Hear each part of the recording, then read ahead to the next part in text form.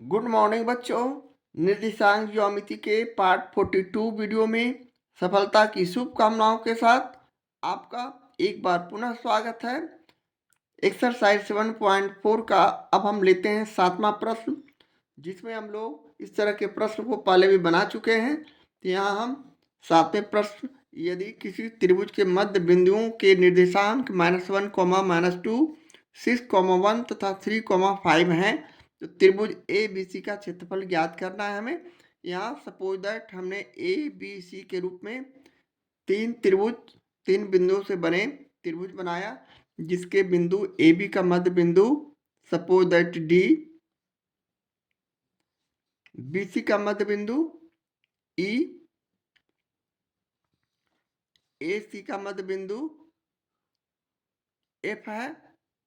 इसे मिलाने के बाद यह एक अलग त्रिभुज बन जाता है, जहाँ डी का नियामक हमें मालूम है -1, -2, ई का नियामक 6, 1, एफ का नियामक 3, 5 हमें मालूम है, जबकि ए बी और सी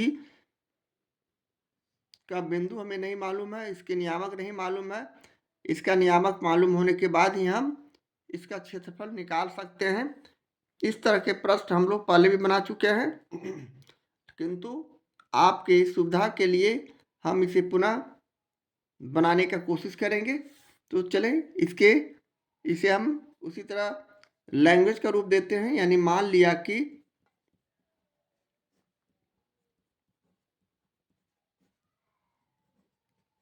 ए बी सी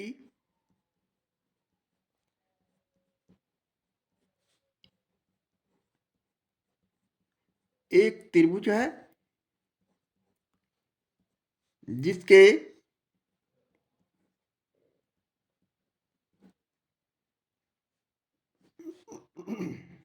शीर्षों के नियामक, शीर्षों के मध्य बिंदु पहले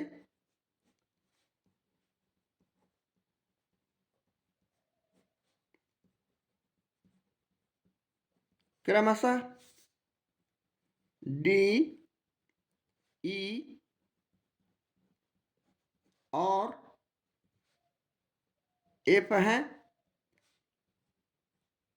जहां डी नियामक -1, -2, ई नियामक 6, 1, एफ नियामक 3, 5, जबकि और ए नियामक,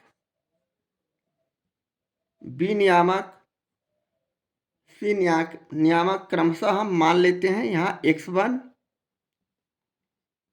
y1, इसे x2, y2,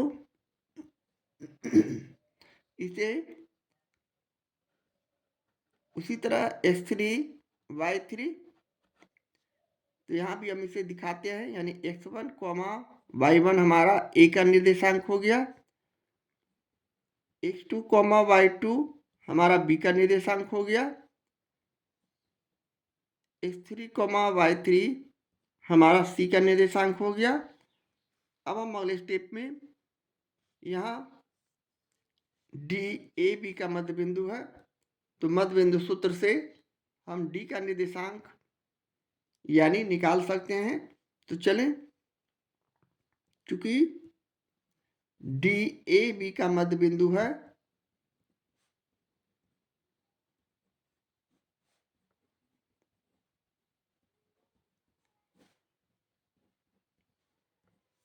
इसलिए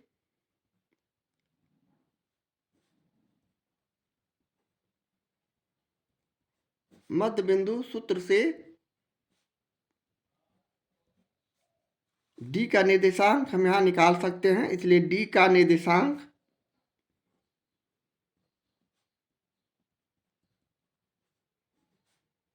इक्वल टू हमारा हो जाएगा x1 प्लस x2 बटे 2 और y1 प्लस y2 बटे 2। हम जानते हैं मध्य बिंदु सूत्र। अब डी का निर्देशांक हमें प्रश्न से मालूम है, यानी -1, -2 हमने डी का निर्देशांक यहाँ से लिया और इसे x1 प्लस x2 बटे 2 करते हुए उसी तरह अब हम यहाँ से संगत मान का तुलना एक दूसरे से करेंगे, यानी -1 equal to x1 plus x2 बटे 2।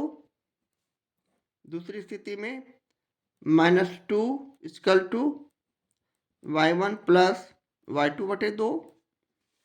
अब हम क्रॉस मल्टीप्लिकेशन के हिसाब से तिरछा गुना करते हैं। ये x1 plus x2 equal to 2 में -1 से गुना करेंगे -2 और इसे हम इक्वेशन 1 मानते हुए राइट हैंड साइड वाली संख्या का भी उसी तरह लिख सकते हैं। y1 plus y2 equal to cross multiplication करने के बाद -4 और यह हमारा इक्वेशन सेकेंड हो गया। इसी तरह पुनः हम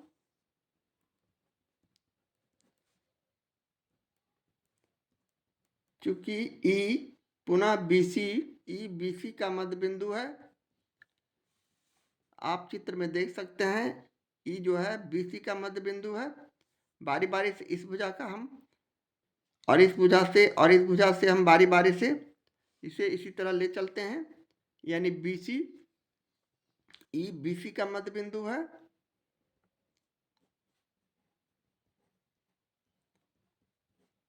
उसी तरह मध्य बिंदु सूत्र से E का निर्देशांक हम यहाँ निकाल सकते हैं।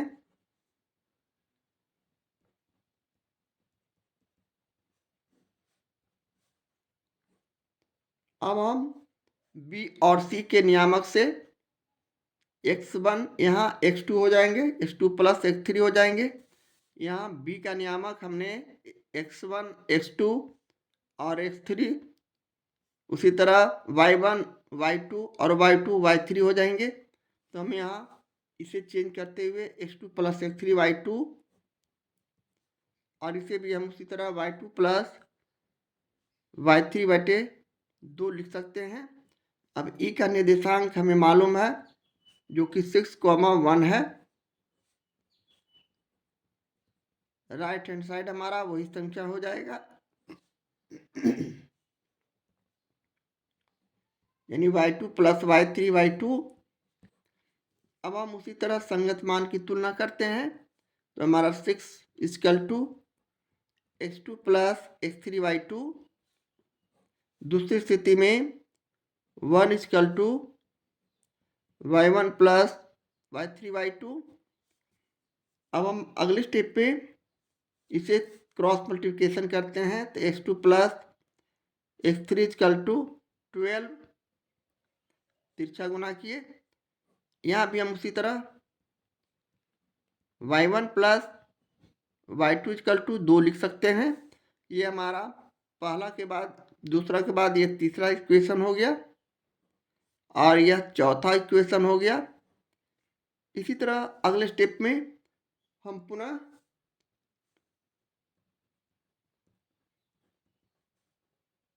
F AC का मध्य बिंदु है, यानी AC भुजा के मध्य बिंदु से हम पुनः उसी तरह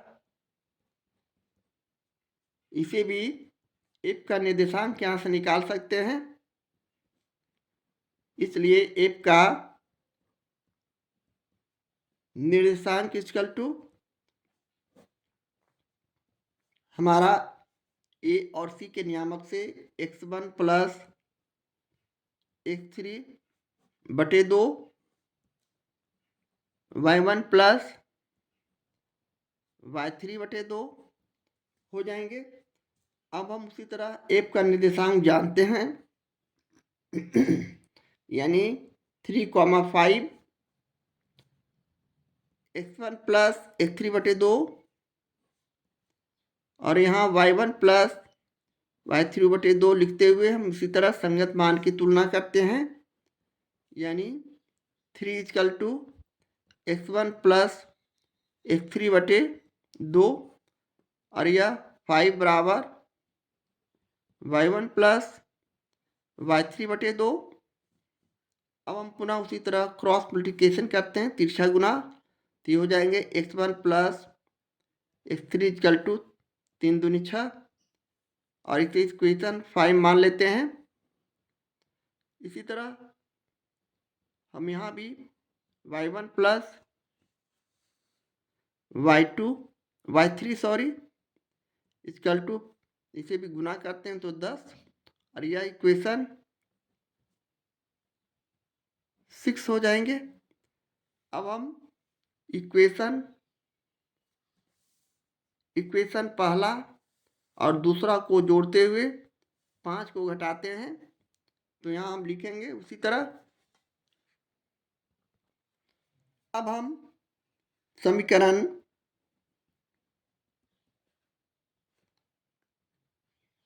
फर्स्ट और प्लस थर्ड करते हैं और इसमें से घटाते हैं समीकरण 5 का। इस तरह हम इसलिए कर रहे हैं क्योंकि हमें x1, x2 और x3 मालूम करना है। यहाँ से हम तीनों बिंदु का नियामक लिख सकते हैं। तो चलें, समीकरण फर्स्ट हमारा है x1 प्लस x, समीकरण फर्स्ट है x1 प्लस x2 प्लस किए समीकरण थर्ड है x2 प्लस x3, जबकि समीकरण 5 है x1 plus x3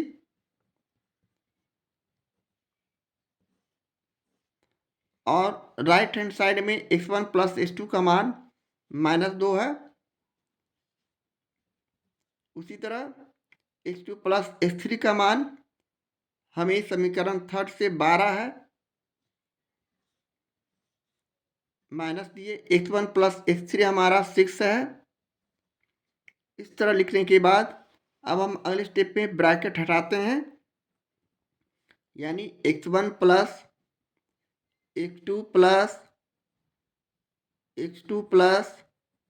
x3 bracket के बाहर माइनस है, अंदर का चिन्ह चेंज हो जाएंगे, यानी प्लस का माइनस, माइनस का प्लस, तो यहाँ माइनस x1, यहाँ भी माइनस x3। उसी तरह यहाँ भी ब्रैकेट हटाया तो -2 प्लस 12 -6 हो जाएंगे। अब हम पुनः अगले स्टेप पे इक्वल संख्या विपरीत चिन्ह वाले व्यंजक का यहाँ एक दूसरे को काटते हैं, यानी -x1 यहाँ +x1, इसे हम इस तरह काट सकते हैं। यहाँ -x3 यहाँ +x3, इसे काट दिया तो हमारे पास संख्या बच गया 2x2। यह -6 और -2 सजातीय को सजातीय के साथ जोड़ते हुए घटाते हैं, यानी 6 और 2 को जोड़ दिया तो -8, 12 में -8 चला गया तो हमारे पास संख्या बच गया है 4। इसलिए यहाँ से हम x2 बराबर 4/2 करते हैं और इसे काटने के बाद ये जो हमारा x2 का मान आ गया जो हो गया 2। अब हम पुनः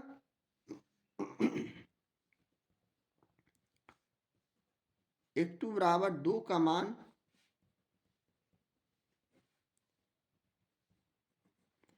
समीकरण फर्स्ट में रखकर x1 का मान निकाल सकते हैं। समीकरण फर्स्ट हमारा है x1 plus x2 equal to 2 -2 हमारा समीकरण पहला है। अब हम यहाँ से x1 प्लस x2 का मान 2 रखें और पुनः यहाँ से हम x1 इक्वल टू -2 +2 है, इसे राइट हैंड साइड ले जाने पर -2, यानी -4 जो आया हमारा x1 का मान हो गया। इसी तरह अगले स्टेप में पुनः हम x2 का मान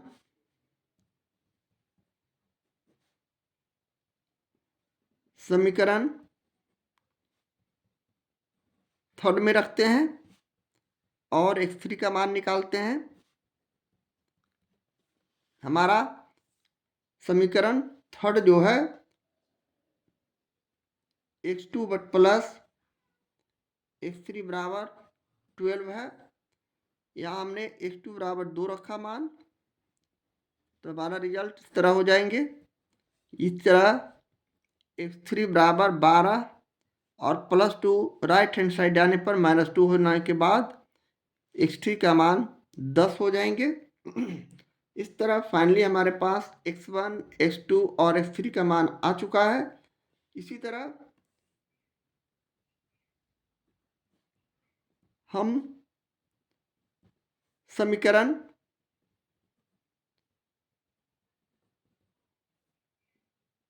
सेकेंड,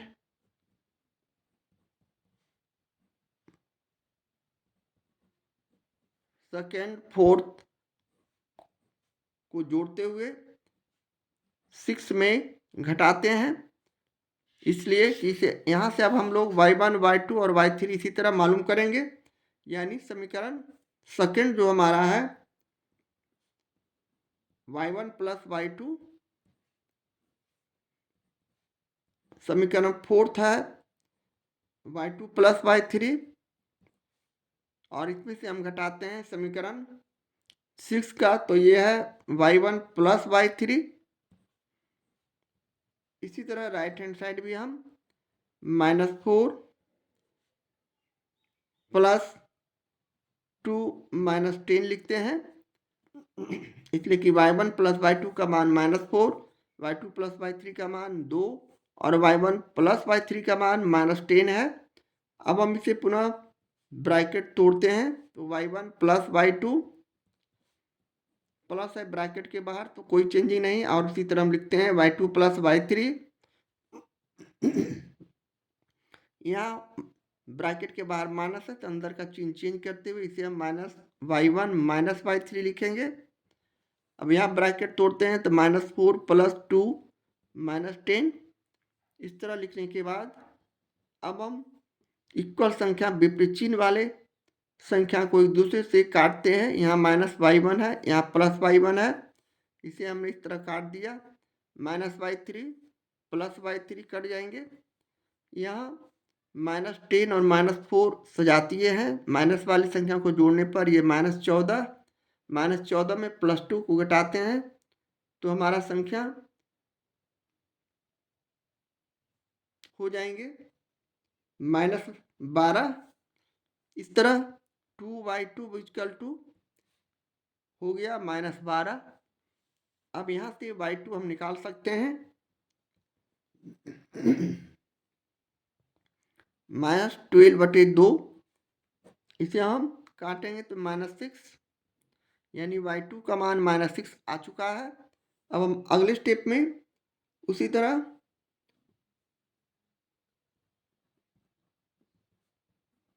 y2 बराबर -6 का मान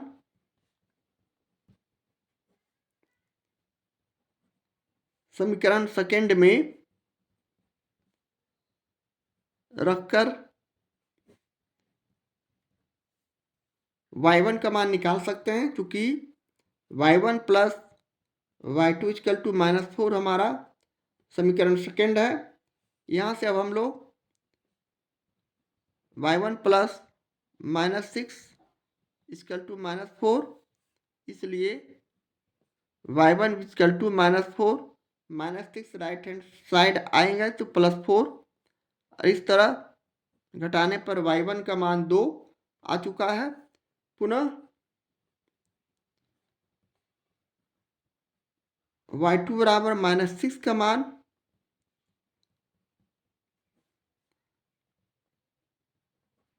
समीकरण फोर्थ में रखकर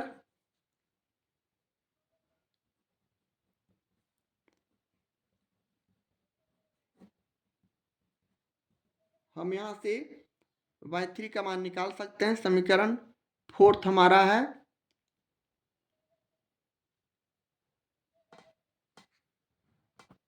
y2 plus y3 equal to 2।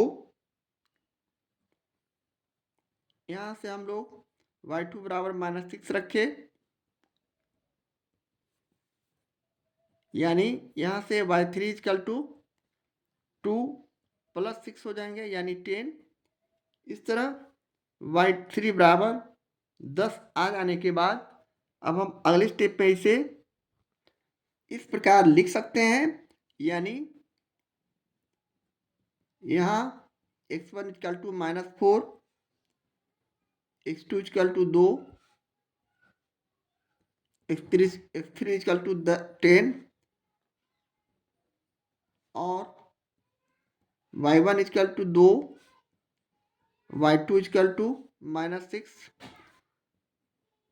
y3 equal to 8, y3 equal to यहाँ y3 इक्वल टू 6 + 2 8 हो जाएंगे,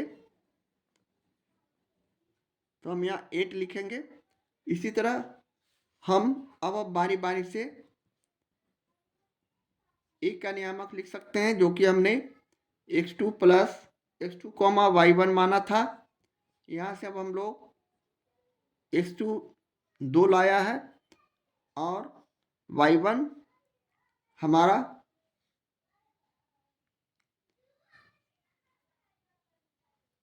2 है। सभी को बारी बारी से रखेंगे। b का नियामक x2, y2, इस तरह 8, x2 का मान यहाँ 2 है, सॉरी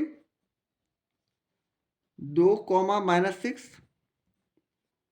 c का नियामक उसी तरह हमने x3, y3 माना था। यहाँ से हम इसे 10, 8 लिखेंगे। यहाँ से अब हम लोग x1 बराबर, x2 बराबर, x3 बराबर क्रमशः लिख सकते हैं -4, 2 और 10, -4, 2 और 10। उसी तरह y1 बराबर, y2 बराबर, y3 बराबर भी यहाँ लिख सकते हैं 2, -6 और 8, यानी 2 - 6 और 8। अब हम बारी बारी से त्रिभुज का क्षेत्रफल, यानी त्रिभुज का क्षेत्रफल निकाल सकते हैं त्रिभुज के सूत्र से। त्रिभुज ABC का क्षेत्रफल इक्वल टू, यहाँ से हम उसी तरह 1/2 mod of x1/2 - y3 plus x2 y3 - y1 plus x3 y1 - y2। अब हम बारी बारी से सभी का मान रखेंगे, तो हमारा 1/2 mod ऑफ x1 का मान यहाँ -4, y2 - y3 करेंगे तो हमारा यहाँ सीधे -14 आएंगे, प्लस x2 का मान 2, y3 - y2 करेंगे तो 6, y3 का मान 8 और y1 का मान 2, 8 में 2 गया तो 6, यानी 2 गुने 6 करेंगे। x3 का मान यहाँ 10 है और y1 - y2 करेंगे तो y1 - y2 यानी जुड़ जाने के बाद ये +8। अब हम इसे अगले स्टेप में गुना करते हैं, तो 1/2 mod ऑफ 14 चौको 56, जो कि दोनों माइनस में तो ये प्लस हो जाएंगे। इसी तरह 6 दूनी 12 और ये 80। इस तरह आप सभी को जोड़ देने के बाद 1/2 mod ऑफ 148, जिसे हम 148/2 लिखकर इसे काटते हैं तो ये हो जाएंगे 2 सती 14, 2 चौक 8, यानी 74 वर्ग इकाई जो आया इस त्रिभुज का क्षेत्रफल हो गया। और ये हमारे प्रश्न का सॉल्यूशन है, आंसर है, यही हमें निकालना था। इस तरह हम प्रश्न 7 का सॉल्यूशन करते हैं। एक्सरसाइज 7.4 का ये रहा 8वां प्रश्न। यदि त्रिभुज ABC के शीर्ष A 3,0, B 0,6, C का नियामक 6,9 है, एक सरल रेखा DE AB और AC को 1:2 के अनुपात में क्रमशः D और E पर विभक्त करती है, तो सिद्ध करें कि त्रिभुज ABC बटे त्रिभुज ए डी बराबर 9। तो यहाँ हम अपने सॉल्यूशन में उसी तरह एक डायग्राम से इसे समझेंगे, यानी 3 बिंदु से हमने एक त्रिभुज बनाया और इसका बिंदु ए, बी और सी हो गए। यहाँ त्रिभुज ए बी सी का नियामक हमें मालूम है, यानी 3,0 ए का नियामक, बी का नियामक 0,6, सी का नियामक 6,9 मालूम है। जबकि डी और ई, ए बी और ए सी पर ऐसे बिंदु हैं जो ए बी को 1:2 और ए और सी को 1:2 के रूप में विभक्त करती है, यानी ए और इसका डी और ई बिंदु का नाम डी ई रेखा रखते हुए हम इसे ए डी बटे बी डी बराबर 1/2 और ए ई बटे ई सी बराबर 1/2 यानी 1:2 लिख सकते हैं। तो चलें, अब हमें यहाँ सिद्ध करना है कि त्रिभुज ए बी सी बटे त्रिभुज ए डी ई बराबर 9। तो चलें, मान लिया, हम इसका एक भाषा को रूप देते हैं, यानी मान लिया कि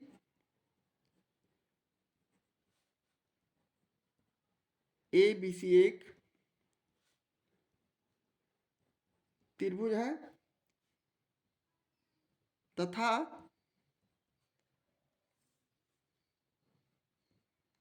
ए डी बटे बी डी या डी बी बराबर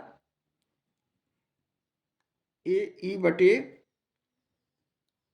ई सी हमारे पास 1/2, जिसे हम 1:2 भी कह सकते हैं, के रूप में मालूम है। यहाँ जहाँ ए नियामक प्रश्न से 3,0, बी नियामक 0,6,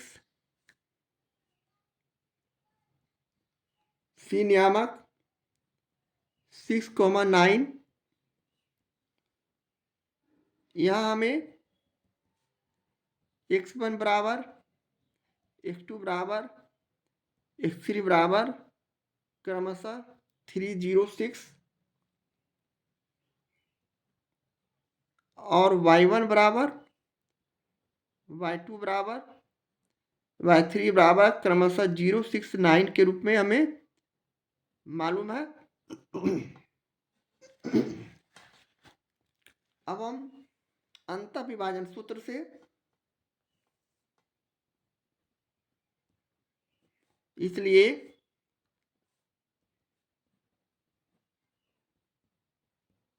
अंतःविभाजन सूत्र से हम d का निर्देशांक लिख सकते हैं।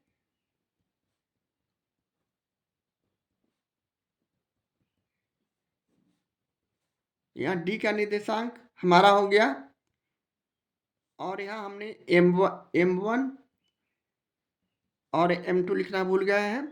m1 हमारा यहाँ है 1 और m2 है 2। इस तरह अब d का निर्देशांक लिखने के लिए हम सूत्र x1 इंटू m2 बटे 2 प्लस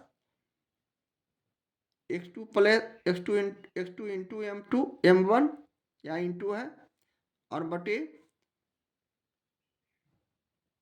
m1 प्लस m2 करेंगे। उसी तरह y1 into m2 plus y2 into m1 और बटे m1 प्लस m2 करेंगे। अब यहाँ से हम x1 इंटू m2 यानी 3 इंटू 2, उसी तरह x2 इंटू m1 0 गुने 1 m1 प्लस m2 यानी 1 प्लस 2 करेंगे, जबकि यहाँ 0 गुने 2 हो जाएंगे। उसी तरह 6 गुने 1 और यहाँ भी 1 प्लस 2। इसे आगे हल करते हैं तो ये हो जाएगा 6/3 और ये हो जाएगा 6/3 दोनों, और यहाँ से हम काटेंगे तो ये 2 और ये 2 यानी 2,2 हमारा डी का निर्देशांक हो गया। पुनः उसी प्रकार हम यहाँ भी x1 बराबर 3 ई के निर्देशांक निकालने के लिए अब हम लोग ए और सी के नियामक पर से ध्यान देंगे। तो हम यहाँ पुनः सीधे यहाँ ई का निर्देशांक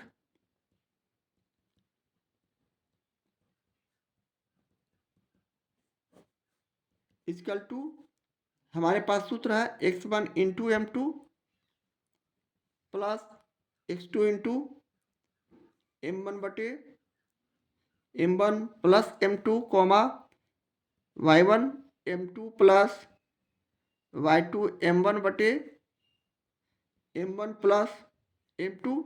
यहाँ ई का निर्देशांक यानी हम उसी तरह x1 m2 करेंगे। ई का निर्देशांक में हम लोग ए और सी के आधार पर यहाँ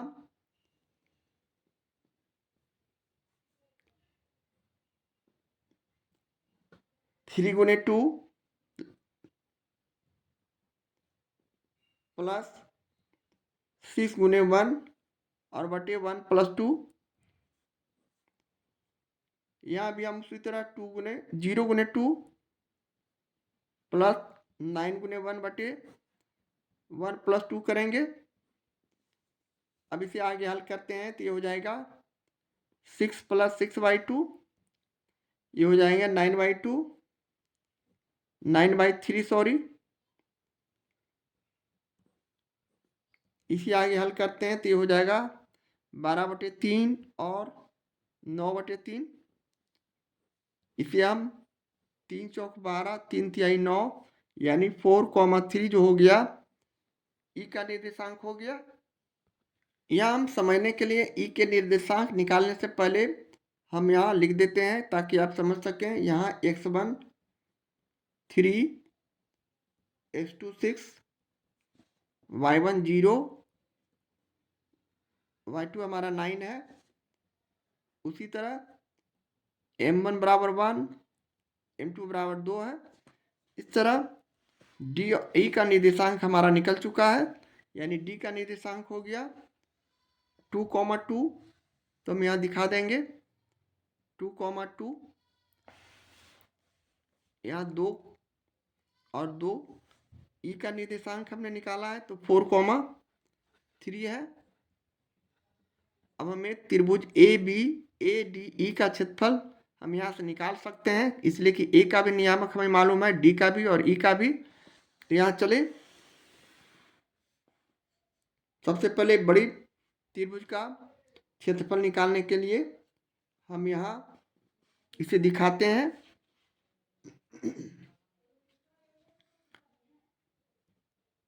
अब त्रिभुज ए बी सी से हम यहाँ से लिख सकते हैं x1 बराबर x2 बराबर x3 बराबर, यहाँ क्रमशः हमारे पास 3, 0 और 6 है। y1 बराबर y2 बराबर y3 बराबर क्रमशः उसी तरह 0, 6 और 9 है, क्योंकि हमें ए बी सी का नियामक से ऊपर मालूम है 306 और 069। इसी तरह हम इसे क्षेत्रफल के सूत्र से लिख सकते हैं, यानी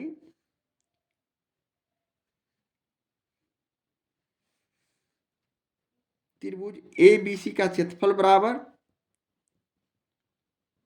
हमें सूत्र मालूम है 1/2 mode of x1 y2 minus y3 x2 y3 minus y1 x3 y1 minus y2। अब हम अगले स्टेप में 1/2 मोड ऑफ उसी तरह 3 गुने y2 माइनस y3 यहाँ -3 हो जाएंगे। x2 हमारा 0 है, y3 माइनस y1 यहाँ 9 हो जाएंगे गुने 9। इसी तरह x3 का मान 6 और गुने यहाँ y1 माइनस y2 करेंगे तो ये हो जाएंगे -6। अब हम अगले स्टेप पे इसे हल करते हैं। तो ये हो गया 1/2 मोड ऑफ -9 और ये हो गया -36, इसलिए कि ये 0 हो गया। अब इसे हम 36 और 9 को जोड़ते हैं तो -45 बटे, जिसे निरपेक्ष मान में +45/2 करेंगे, यानी हमारा जो आया 45/2 वर्ग इकाई बड़े त्रिभुज ABC का क्षेत्रफल हो गया। पुनः हम उसी तरह ADE से हमें मालूम है A का नियामक 3,0, D का नियामक 2,2, E का नियामक 4,3। अब यहाँ से x1 बराबर x2 बराबर x3 क्रमशः 3 to 4 लिख सकते हैं और y1 बराबर y2 बराबर y3 भी क्रमशः 0, 2 और 3 लिख सकते हैं। अब हम बड़े छोटे त्रिभुज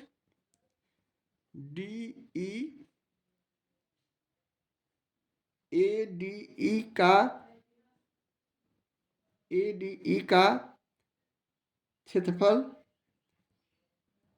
निकाल सकते हैं। 1/2 mode of x1 y2 minus y3 plus x2 y3 minus y1 plus x3 y1 minus y2। इस तरह लिखने के बाद हम बारी बारी सभी का मान रखते हैं। 1/2 मोड ऑफ यहाँ x1 3 और y2 माइनस y3 करेंगे तो -1। उसी तरह x2 2 और यहाँ y3 माइनस y1 करते हैं तो 3। यहाँ x3 4 y1 माइनस y2 करते हैं तो यहाँ -2। इस तरह करने के बाद अब हम अगले स्टेप पे इसे और छोटा रूप में लाते हैं तो ये हमारा हो गया -3, ये हो गया 6, यह हो गया -8 और इसे पुनः हम 1/2 -8 और 3 -11 और +6 करते हैं तो -5। इस तरह इसका निरपेक्ष मान प्लस में लेने पर 5/2 वर्ग इकाई जो आया त्रिभुज AD का क्षेत्रफल हो गया। अब हमें साबित करना है, सिद्ध करना है, यानी प्रश्न से त्रिभुज ABC का क्षेत्रफल बटे त्रिभुज ADE का क्षेत्रफल बराबर, हम यहाँ निकाला ABC का क्षेत्रफल 45/2, जबकि त्रिभुज ADE का क्षेत्रफल 5/2, जिसे हम आगे इस प्रकार हल करते हैं। 45/2 हम इसे गुना करेंगे तो 2/5 और इसे काट देंगे तो 5 से इसे काट देंगे, 9×5 = 45, यानी 9/1, जिसे हम सिर्फ 9 भी लिख सकते हैं और यही हमें साबित करना था, इसलिए हम इसे फाइनली लिख सकते हैं। त्रिभुज ABC बटे त्रिभुज ADE = 9 और यही हमें सिद्ध करना था और ये हमारे प्रश्न का सॉल्यूशन है, आंसर है। इस तरह हम प्रश्न 8 का सॉल्यूशन करते हैं।